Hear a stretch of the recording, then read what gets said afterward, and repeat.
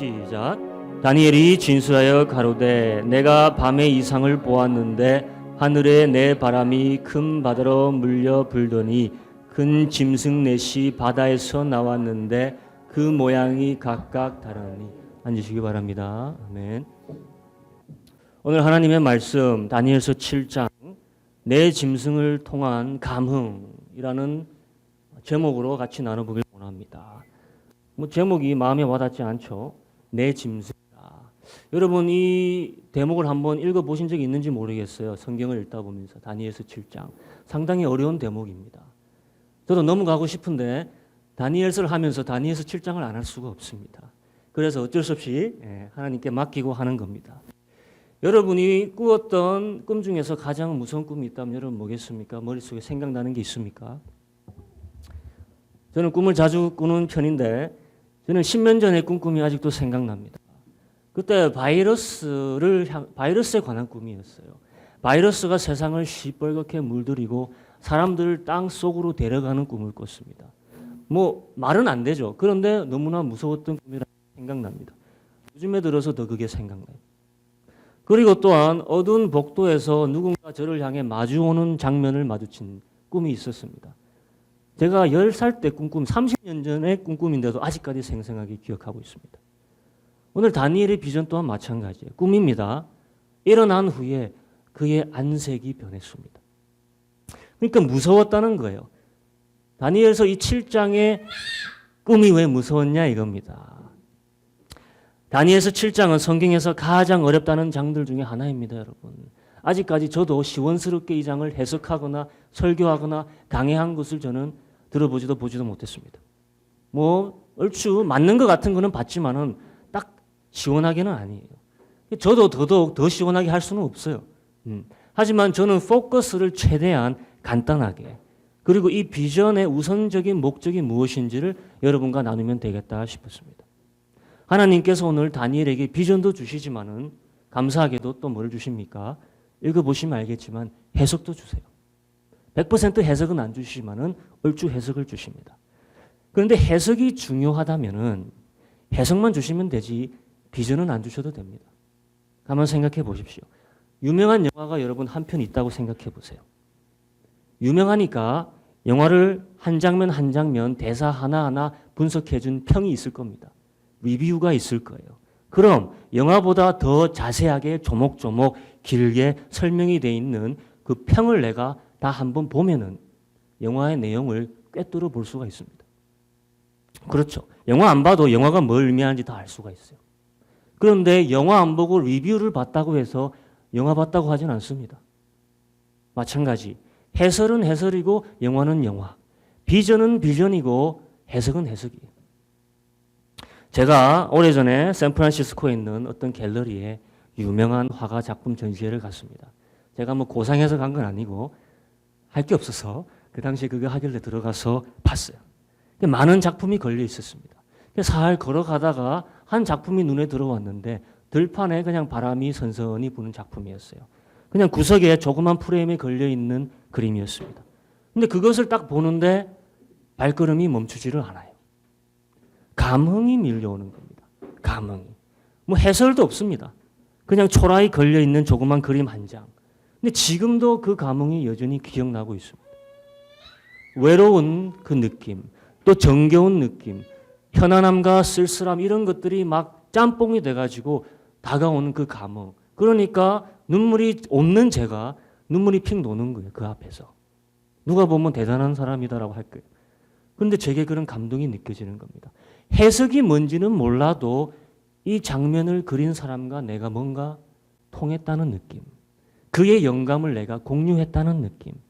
그러니까 해석도 중요하지만은 그린 화가의 의도는 자기가 받았던 그 감흥을 독자에게 전달하는 게 아니겠습니까? 오늘 다니엘의 이 비전을 전 다니엘을 위해서 그리고 다니엘서를 읽을 독자들을 위해서 하나님께서 전시한 작품이라고 생각합니다. 해석을 온전히 알 수 없어도 느낄 게 분명히 있다는 겁니다. 좋은 작품이 그런 작품 아니겠습니까? 무한한 해석도 가능하고 알 수 없는 여러 가지 뜻이 내포되어 있다 할지라도 감흥적인 면에서 공감대를 형성할 수 있는 것. 이게 마스터피스, 최고 작품이에요. 다니엘이 그 비전을 보았을 때 느꼈던 그 걷잡을 수 없는 감정, 감흥, 충격과 공포, 그리고 또한 평안함, 복잡 미묘한 감정을 우리가 느끼는 게 중요합니다. 이 다니엘이 받았던 이 감흥이 우리 성도가 오늘 하루하루를 살아가는데 필요한 신앙의 동력원이 될 수가 있습니다. 동기부여가 될 수 있고 흐트러진 신앙의 초점을 잡아주는 조리개가 되줄 수가 있습니다. 다니엘에게 하나님께서 이 비전을 주신 그 때를 우리가 보면 잘 알 수가 있습니다. 여러분 7장 1절에 한번 같이 가보도록 합니다. 7장 1절 바빌론 왕 벨사살 원년에 다니엘이 침상에서 꿈을 꾸며. 자, 언제 꿈을 꿨다고 합니까? 벨사살 원년에, 벨사살이 왕이 된 그 해입니다. 여러분 이제까지 다니엘이 비전을 가졌다는 얘기가 없었습니다. 이제까지는요. 오랜 시간 바빌론에 있었어요. 벌써 몇십 년이 지났습니다. 벨사살 왕이 된 때는 벌써 한 3, 40년이 지난 해예요. 근데 처음으로 다니엘이 비전을 가졌다고 하는 거예요. 수십 년 동안 비전이 없었는데 왜 하필 이 시기에 비전을 주셨느냐 이거예요. 벨사살 왕이면 우리가 5장에서 이미 봤습니다. 벨사살 마지막 해를 봤어요. 어떤 왕이었죠, 여러분? 타락한 왕이었습니다. 향락의 왕이었어요. 그 왕이 정권을 잡던 해에 다니엘에게 이 비전을 주셨다. 자, 무슨 말이냐? 다니엘은 새로운 정권의 탄생을 기다리고 있었습니다. 여러분 다니엘의 기도의 제목이 늘 뭡니까? 왜 하루 3번 꼬박 다락방에 올라가서 기도합니까? 예루살렘을 향해서 왜 무릎 꿇고 기도합니까? 예루살렘의 성전의 회복과 동족의 귀환을 위해서 기도하고 있었습니다. 자기 민족의 회복을 위해서 기도하는 거예요. 그래서 정권의 변화에 늘 민감하였고 정권의 변화에 희망을 걸고 있었을 겁니다. 근데 아시다시피 벨사살 왕은 어떤 사람이었습니까? 성전 귀명의 술을 부어 마시던 사람이에요. 느부갓네살 왕처럼 대단한 위인도 아니고 느부갓네살 왕처럼 하나님을 만나거나 하나님을 두려워하는 왕도 아닙니다. 그러니까 어떤 특정 민족들을 그들의 아픔과 고통과 염원을 생각해 두고 사는 왕이 아니었어요. 그런 그에게서 다니엘이 유다 민족의 귀환을 희망할 수 있었겠습니까? 나라가 망한 지는 벌써 반세기가 지나가고 있었어요. 그런데 희망은 더 멀게 느껴지고 더 큰 좌절감을 느끼는 그때에 무엇을 받았다? 이 비전을 받은 겁니다. 여러분도 그렇지 않습니까? 정권이 교체될 때 희망을 걸지 않습니까? 지도자가 교체되고 새로운 정부가 들었을 때, 새로운 국회가 시작할 때 왠지 다시 희망하게 됩니다. 개표 결과가 나오면 어느 쪽은 환호하고 어느 쪽은 눈물 흘리죠. 우리가 이 말은 어느 정도는 사람에게, 관료에게, 그리고 그들의 시스템에 희망을 걸고 있기 때문입니다. 정부란 것이 우리의 삶을 좋게도 나쁘게도 만들 수 있다는 확신이 우리 안에 있기 때문이에요. 다니엘도 실망을 했습니다. 벨사살 왕이 된다는 현실에 유다 민족에게 좋지 않을 것이라는 그 현실을 확신했습니다. 그래서 다니엘의 마음이 이렇게 뒤숭숭하고 희망에서 멀어져 가고 있을 때 하나님께서 마침 이 무섭고 두려운 꿈을 꾸게 하십니다.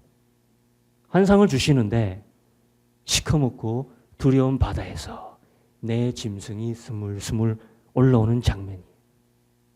여러분 조그만 짐승이 올라왔을까요? 귀여운 짐승이 올라왔을까요? 오늘 3절에 뭐라고 합니까? 3절 없네 여기. 큰 짐승들이 바다에서 나오는데 여기 있는 짐승들이에요. 그리고 짐승들이 다니엘이 아는 세상의 짐승들이 아니에요. 물론 비슷한 면들은 있지만 세상에 있는 짐승이 아닙니다. 첫째 짐승은 사자와 같은데 라고 얘기하고 있습니다. 그럼 사자가 아닙니까? 아니에요. 독수리의 날개가 있습니다.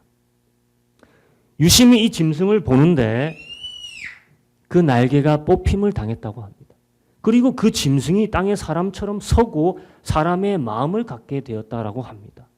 자, 이거 하나만으로 우리가 집에 가서 머리 싸매고 아무리 생각해도 뭘 얘기하는지 알 수가 없죠. 네.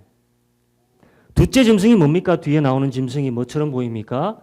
곰같이 보이죠. 근데 곰 같다 했지 곰이라고 안 했습니다. 몸 한쪽을 듭니다. 그 입에 뭘 물고 있었습니까? 갈빗대 세 쪽을 물고 있었답니다.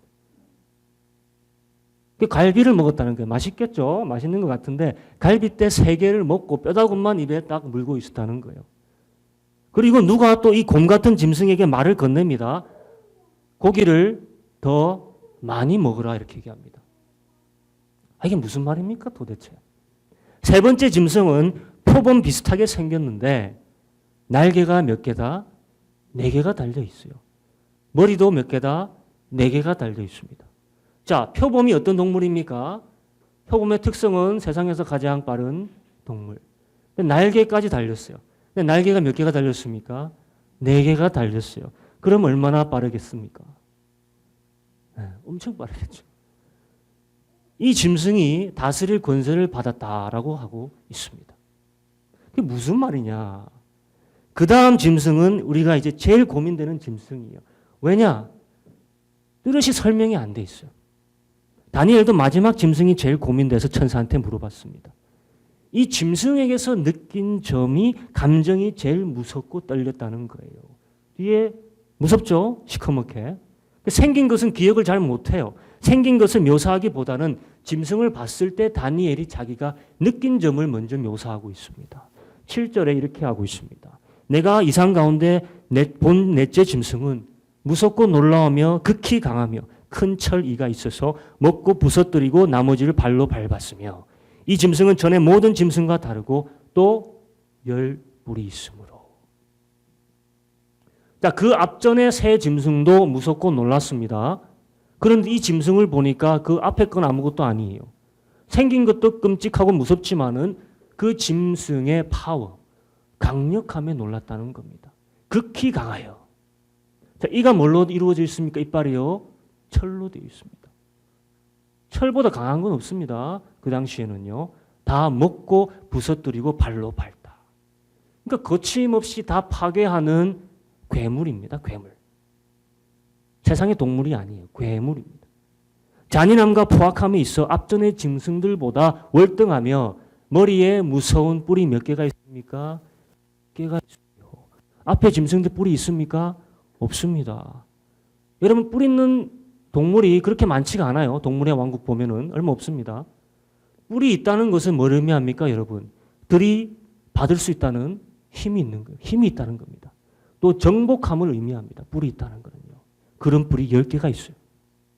근데 그게서 끝나는 게 아니에요. 더 무서운 것은 이 뿔들이 10개가 있었는데 그 뿔 중에 3개가 뽑히면서 다른 뿔 하나가 스물스물 올라오기 시작합니다. 머리 위에서. 더 무서운 것은 그 뿔에 뭐가 달려 있습니까? 눈이 달려 있어요. 그리고 또 뭐가 달려 있습니까? 입이 달려 있습니다. 뿔이 사람처럼 보고 사람처럼 말을 하기 시작합니다. 8절에 이렇게 얘기하고 있습니다. 저는 8절이 없네요. 제가 읽어드리겠습니다. 내가 그 뿔을 유심히 보는 중 다른 작은 뿔이 그 사이에서 나더니 먼저 뿔 중에 셋이 그 앞에 뿌리까지 뽑혔으며 이 작은 뿔에는 사람의 눈 같은 눈이 있고 입이 있어 큰 말을 하였느니라. 어떤 말을 하느냐? 하나님을 회방하는 말을 합니다. 이 정도의 형상을 우리가 본다면, 이미지를 본다면 이거는 이제 악몽에 가깝습니다. 악몽이에요, 악몽. 여기까지가 네 짐승의 환상입니다. 자, 성경학자들이 얘기하는 네 짐승의 의미를 대략 간추리면 이겁니다, 여러분. 첫째 짐승은 바빌론 제국을 의미합니다. 둘째 짐승은 그 다음에 일어나는 페르시아 제국을 의미합니다. 셋째 제국은 빠르게 많은 나라들을 점령해간 알렉산더 제왕의 그리스 제국을 의미합니다. 마지막 가장 무서운 짐승, 철로 된 이빨을 가지고 세계를 정복한 이 제국은 로마 제국이라고 대부분 동의하지만 다 그런 건 아니에요. 많은 사람들이 다 틀립니다. 틀린 해석은 아니겠지만 100% 다 맞는 해석도 안 돼요. 그래서 어려운 겁니다. 한계가 있습니다. 과거의 제국들로만 이것을 치부한다면 이제 계시록에 나오는 짐승의 의미와 맞아떨어지지가 않아요. 그리고 무엇보다 우리가 초점을 맞춰야 할 부분은 이 해석보다는 짐승의 비전을 통해서 어떤 감흥을 우리가 느껴야 되냐 이겁니다. 무엇을 공감해야 되냐 이겁니다. 여러분 다니엘서를 우리가 처음 했을 때 은근슬쩍 제가 넘어간 부분이 있습니다. 어떤 부분일까요, 여러분? 느부갓네살 왕의 꿈을 제가 다루지 않았습니다. 그런데 그 느부갓네살의 꿈, 그 환상이 오늘 다니엘의 비전과 연결이 됩니다. 오늘 같이 할 거예요. 2장 31절, 33절 같이 가봅니다. 왕이여, 왕이 한 큰 신상을 보셨나이다. 그 신상이 왕의 앞에 섰는데 크고 광채가 특심하며 모양이 심히 두려우니 그 우상의 머리는 정금이요 가슴과 팔들은 은이요 배와 넓적다리는 노시요 종아리는 철이요 그 발의 얼마는 철이요 얼마는 진흙이었나이다. 한번 슬라이드를 보겠습니다. 이게 느부갓네살이 본 신상이에요. 자, 이 느부갓네살의 신상을 보았을 때 느꼈던 그 왕의 느낌이 무엇이었습니까? 크다라고 했습니다. 크다. 자, 다니엘이 처음 짐승들을 봤을 때 느꼈던 공통점이 뭡니까? 크다였어요. 광채가 특심하며 심히 두려운 모양이더니 마찬가지 다니엘이 내 짐승을 봤을 때 느꼈던 것은 심히 큰 두려움이었습니다. 크고 두렵고 압도당하는 느낌이었어요. 그리고 또 공통점이 계속 나오고 있습니다. 우상이 몇 부분으로 나눠져 있습니까? 네 부분으로 나눠져 있습니다. 크게. 다니엘이 보았던 짐승 넷과 연결이 되고 있습니다. 결론적으로 다니엘이 보았던 짐승과 느부갓네살이 꾸었던 우상 같은 것을 말하고 있습니다. 2장 36절에서 40절 다니엘이 이렇게 해석하고 있습니다. 내가 그 해석을 왕 앞에 진술하리이다. 왕이 곧 그 금머리니이다. 왕의 후에 왕만 못한 다른 나라가 일어날 것이요. 셋째로 또 녹 같은 나라가 일어나서 온 세계를 다스릴 것이며 넷째 나라는 강하기가 철 같으니 철은 모든 물건을 부서뜨리고 아까 네 번째 짐승이랑 비슷하죠? 이기는 것이라 철이 모든 것을 부수는 것 같이 그 나라가 문 나라를 부서뜨리고 빻을 것이며 느부갓네살의 비전과 다니엘의 비전이 오버랩되는 거예요. 그러니까 느부갓네살이 꾸었던 40년 전의 꿈을 하나님께서 다른 모양으로 다니엘에게 보여주는 겁니다. 그럼 이렇게 됩니다. 머리 부분이 다니엘의 첫 짐승이 되고 가슴 부분이 두 번째 짐승, 그리고 배와 허벅지 부분이 세 번째 짐승, 발 부분이 네 번째 짐승이 됩니다. 하지만 왕은 어떤 형상을 보았습니까? 사람의 형상을 보았죠. 근데 다니엘은 무슨 형상을 봅니까? 짐승의 형상을 봅니다.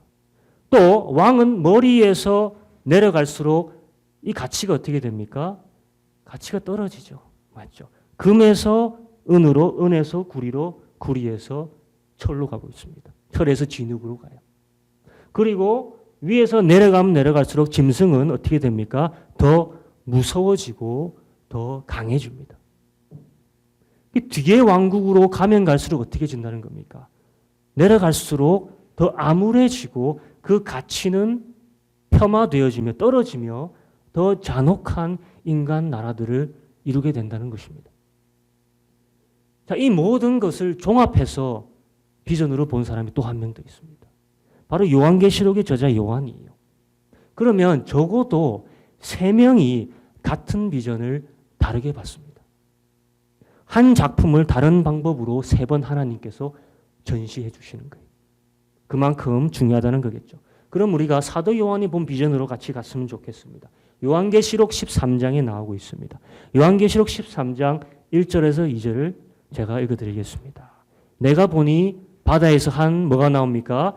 짐승이 나오는데 뿔이 열이요 머리가 일곱이라. 그 뿔에는 열 면류관이 있고 머리들에는 참남한 이름들이 있더라. 내가 본 짐승은 표범과 비슷하고 그 발은 곰의 발 같고 그 입은 사자의 입 같은데 용이 자기의 능력과 보좌와 큰 권세를 그에게 주었더라.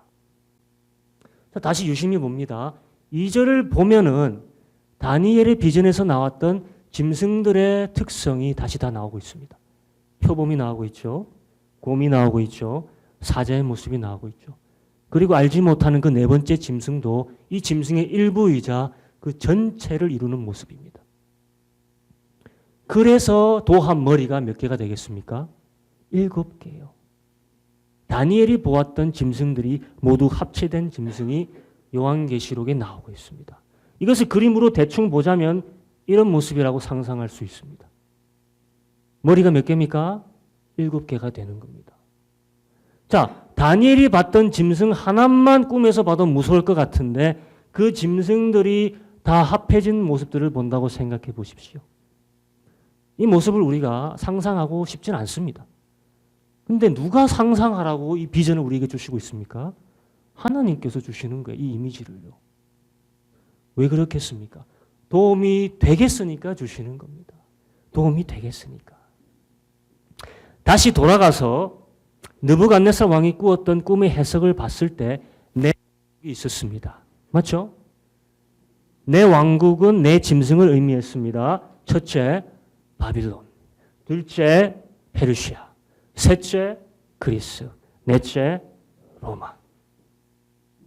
그런데 이런 역사 속에 나라들은 이미 시기가 있었고 다 지나갔습니다. 이제 없어요. 근데 계시록에서 봤던 그 짐승이 어떻습니까? 같이 등장하잖아요. 같이 등장합니다. 마지막 시기에 나올 이 끔찍한 어디 있습니까? 짐승은 앞선 시대의 그 제국의 시대와 관련이 없는 게 아니라 다 관련이 있다라는 겁니다. 그것의 특징과 위험을 다 가지고 나타날 나라라는 겁니다. 그러니까 종합 선물 세트를 그냥 마지막 시대에 사는 성도들은 어떻게 된다는 겁니까? 경험해야 된다는 거예요, 여러분. 그러니까 마지막 시대의 성도들이 운이 좋습니까? 운이 안 좋습니까? 별로 운이 안 좋습니다, 여러분. 네. 이런 무서운 짐승을 봐야 되는 겁니다. 그 짐승 밑에서 통치를 당해야 되는 거예요. 그럼 우리가 여기서 받아야 되는 느낌이 뭘까? 느부갓네살 왕이 받았던 감흥이 뭐였습니까? 다니엘이 이 짐승을 봤을 때 받았던 그 감흥. 오늘 계시록에 그 받아야 될 감흥이 나오고 있습니다. 13장 4절에 그 감흥을 이렇게 간추립니다. 뭐라고 하고 있죠? 같이 읽어봅니다. 누가 이 짐승과 같으뇨? 누가 능히 이로 더불어 싸우리요? 자, 이것은 희망을 얘기합니까? 절망을 얘기합니까? 절망입니다. 좌절감과 패배감이에요. 절대적 두려움 앞에 무력감이란 말입니다.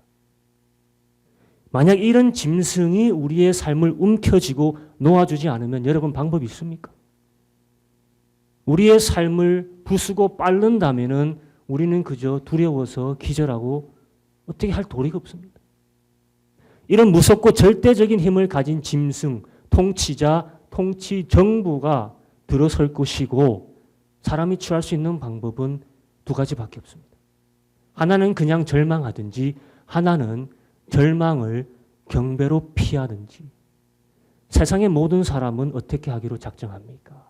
8절 하반절을 같이 봅니다. 이 땅에 사는 자들은 다 짐승에게 뭐한다? 경배하리라.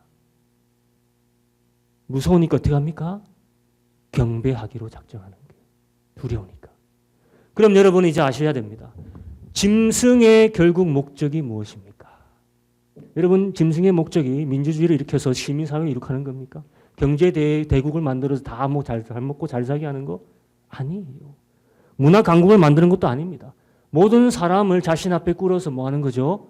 경배하게 하는 거예요. 이게 앞으로 올 통치 세계라는 것입니다.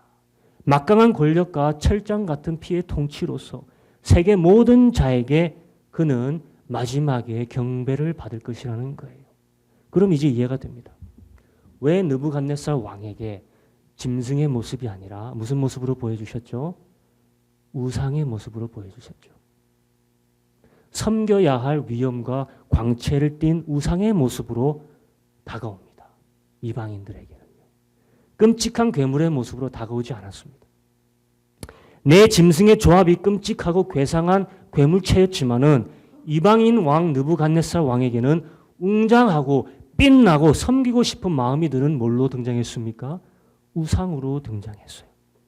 그래서 결국 어떻게 했습니까? 그 왕이요? 우상을 만들고 모든 사람을 거기에 절하게 했잖아요. 믿지 않는 자들에게 있어서 짐승의 본래 모습은 보인다, 안 보인다? 안 보일 겁니다. 안 보일 거예요. 믿는 자들만 보일 겁니다. 느부갓네살 왕의 우상처럼 위험 있는 모습, 광채 있는 모습만 보일 거라는 겁니다. 하지만 믿는 자는 그 짐승의 포악함과 흉측함이 다 보일 거라는 거예요. 느껴야 된다는 겁니다. 그리고 그것을 섬기는 게 아니라 우리는 어떻게 해야 됩니까? 대적해야 되는 겁니다. 하나님을 대적하는 적그리스도의 본래의 흉측한 모습을 내가 깨닫고 대적해야 됩니다. 그럼 이 여러 가지 요소가 합쳐져서 겹쳐져서 우리에게 전달되는 메시지가 뭐냐 이거예요. 세상 역사, 이제까지 있었던 모든 위대한 통치 정부의 그 모든 것은 단지 짐승의 한 부분일 뿐이라는 것입니다. 그것은 하나님을 대처하기 위해서 우상을 만들어가는 과정이자 한 부분일 뿐입니다. 세상에 거룩한 나라는 있다 없다? 없습니다, 여러분. 짐승의 완전한 형상을 이루기 위해서 오늘도 부지런히 조합돼 가고 만들어져 가고 있는 겁니다. 그리고 그것이 이루어질 때 진짜 누가 등장하겠습니까? 짐승이 등장할 겁니다. 현실 세계에 짐승의 나라를 다스리기 위해서 짐승의 모습이 아니라 누구의 모습으로 등장합니까? 인간 같은 모습으로 등장할 거예요.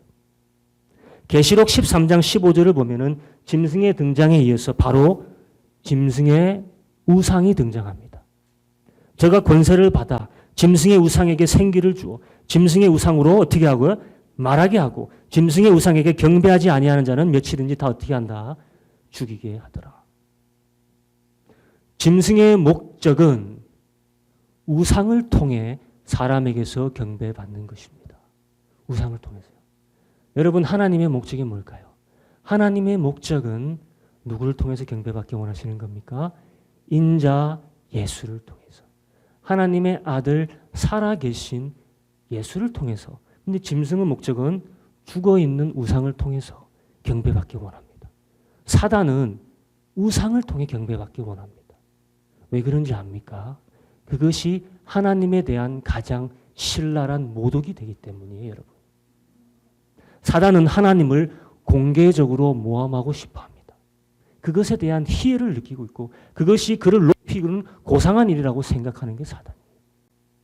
그럴수록 자신이 뛰어나다고 거기에 희애를 느낍니다.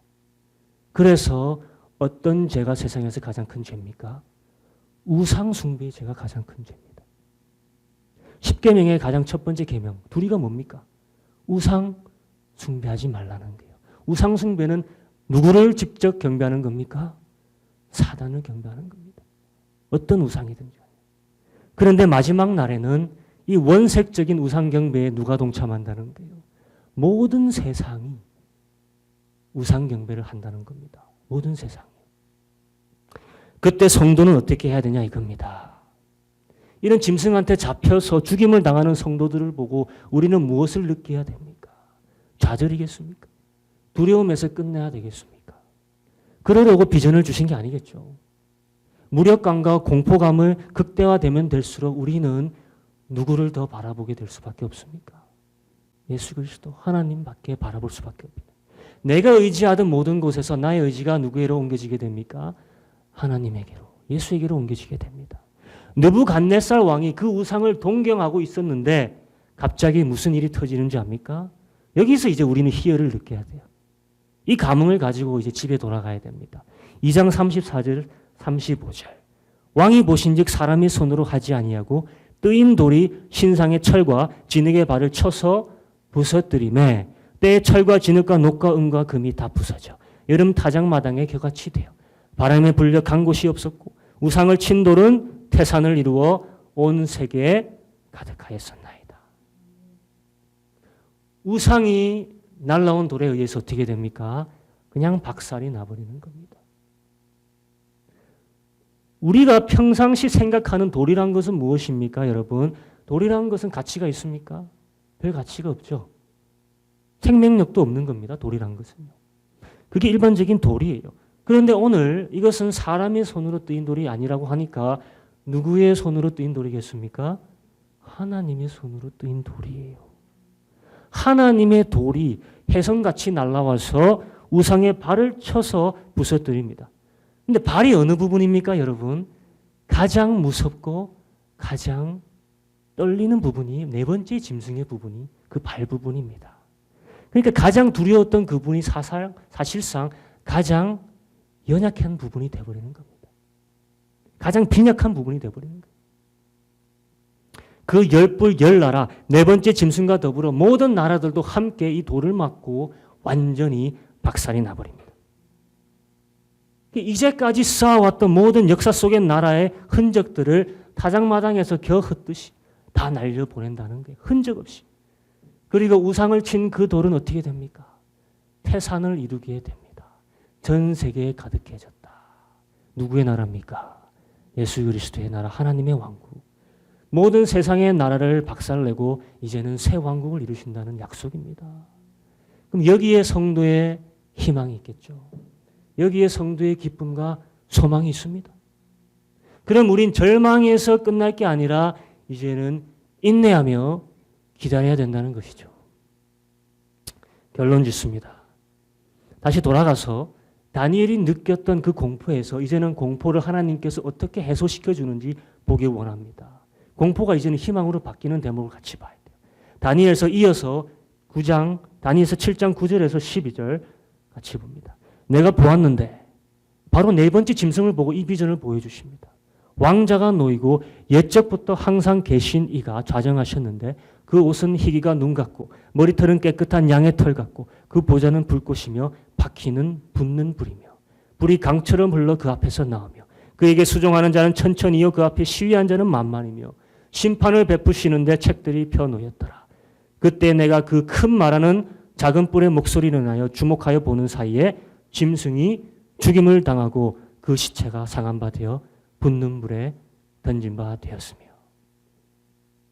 결국 무서운 넷째 짐승 적그리스도의 비전 뒤에 바로 보여주시는 비전이 뭡니까? 누구의 그림입니까? 보좌에 앉아 계신 하나님 아버지의 모습이에요. 옛적부터 계신 이는 하나님 아버지를 얘기합니다. 어떤 모습일까? 생명책을 다 펴놓고 모든 산자와 죽은 자를 심판하는 모습. 천천만만이 둘러싸여서 성도들을 얘기하겠죠. 여러분이 한 명 중에 있겠죠. 짐승과 짐승을 따르는 모든 자는 어디에 갑니까? 불 속으로 집어던짐을 당합니다. 이게 위로가 되는 거예요.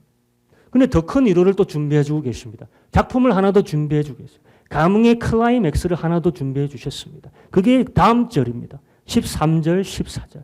내가 또 이상 중에 또 봤습니다. 인자 같은 이가 하늘 구름을 타고 가서 옛적부터 항상 계신 자에게 나와 그 앞에 인도되매 그에게 권세와 영광과 나라를 주고 모든 백성과 나라들과 방언하는 자로 그를 섬기게 하였으니 그 권세는 영원한 권세라. 옮기지 아니할 것이요 그 나라는 패하지 아니할 것이라. 그러니까 하나님의 보좌가 있고 아버지의 그 옆에 누가 앉게 됩니까? 예수님이 같이 앉게 되는 거예요. 구름을 타고 오셔서 인도되어 주셔서 하나님 아버지 옆에 앉으시는 거 좌정하시는 겁니다. 여러분 예수님께서 십자가에 달리시던 날 그날 새벽에 산헤드린 공회에서 재판받는 장면 기억하시는 줄 압니다. 거기서 대제사장이 추궁을 했어요. 맞죠? 네가 분명히 말해라. 네가 그리스도이거든. 분명히 말해라. 그에 대한 답을 예수님께서 하셨는데 그 답 때문에 예수님께서 사형을 당하셨습니다. 그게 바로 오늘 다니엘서의 내용이에요. 다니엘서 이 말씀을 하셨습니다. 뭐라 하셨습니까? 예수께서 가라사대 내가 말하였느니라. 이후로 인자가 권능의 우편에 앉은 것과 하늘 구름을 타고 오는 것을 네 눈으로 보리라. 다니엘서의 그 말씀을 그대로 인용하셨어요. 그러면 다니엘서의 인자가 누구란 말입니까? 예수라는 말이죠. 그런데 아직까지도 유대인들은 다니엘서를 읽으면서도 그걸 예수라고 인정합니까? 인정 안 합니다. 거부합니다. 여러분 그날 빌라도 앞에서 제사장들과 바리새인들과 수많은 유대인 군중들이 유대인들이지만은 뭐라고 얘기한 줄 압니까? 로마 제국 앞에서 자신들은 누구를 섬기기로 작정합니까? 로마를 섬긴다고 합니다. 예수보다는 황제 누구를 섬긴다고 합니까? 가이사를 섬기겠다고 빌라도한테 목소리 높여 외쳤습니다. 인자가 있는데 누구를 택하죠? 짐승을 택하는 겁니다. 짐승을. 하나님의 아들 그리스도가 바로 앞에 주어졌음에도 사람들은 누구를 택하게 되어 있습니까? 짐승을 택하는 거예요. 마찬가지예요.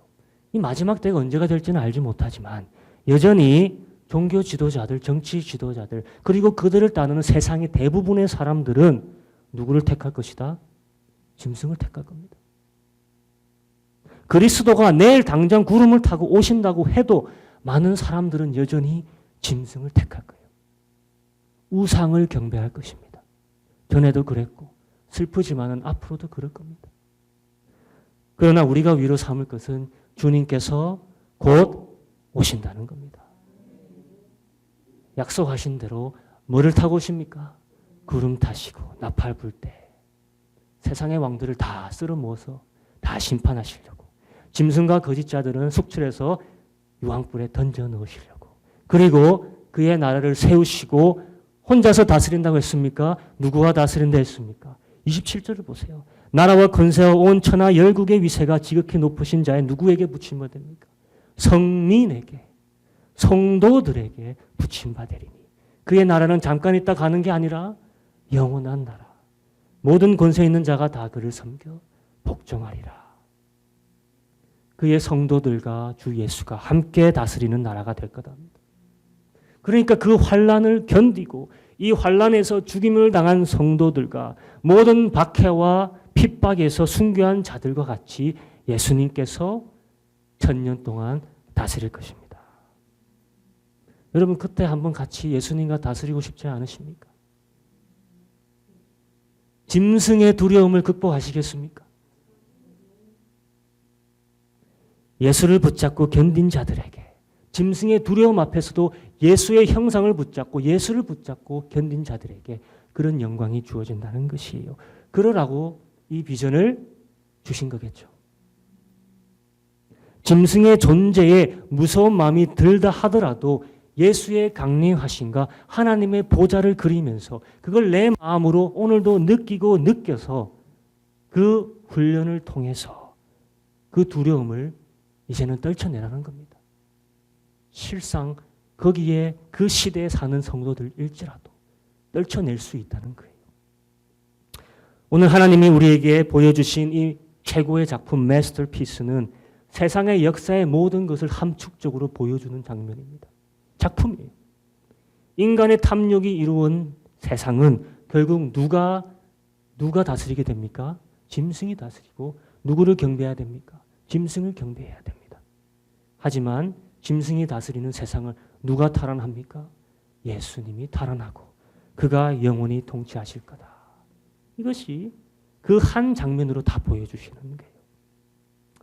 여러분 새로운 정권은 우리에게 희망의 대상이 아니라는 걸 아시기 바랍니다.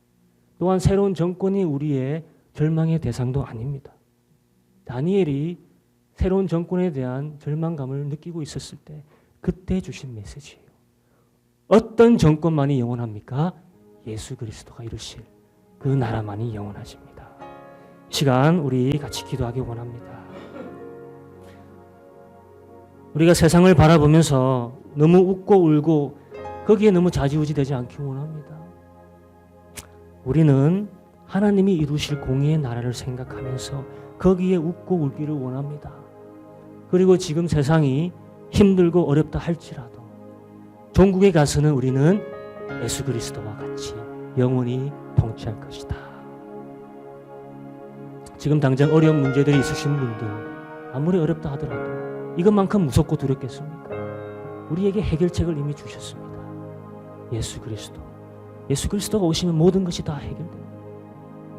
이 시간 기도할 때 내가 느슨하게 붙잡았던 예수 그리스도의 다시 오실 소망을 이 시간 다시 한번 타이트하게 붙잡는 기도하면 좋겠습니다. 제가 같이 기도하시겠습니다.